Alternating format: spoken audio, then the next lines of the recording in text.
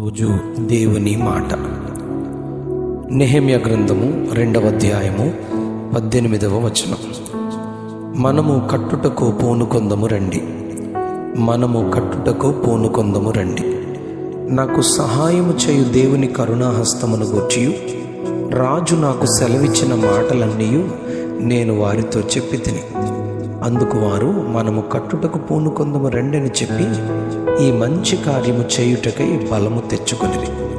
అర్తహషస్త రాజు ఏలుబడి కాలమున నెహెమ్యా రాజునకు గిన్నె అందించువాడుగా ఉద్యోగ ధర్మము చేస్తున్న దినాల్లో తన సహోదరులలో హనాని, యూదులలో కొందరు నెహెమ్యా దగ్గరకు వస్తారు.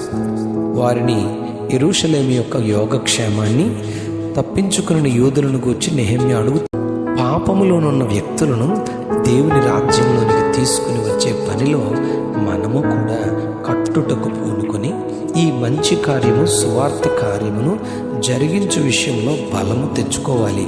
అలా బలము తెచ్చుకుందుము గాక. అట్టి గొప్ప కృపను మనకును ప్రభు అధికముగా అనుగ్రహించునుగాక. నెహెమ్యాను బలపరిచిన దేవుడు మనలను కూడా బలపరిచి వాడుకొనుగాక. Amen, amen, amen.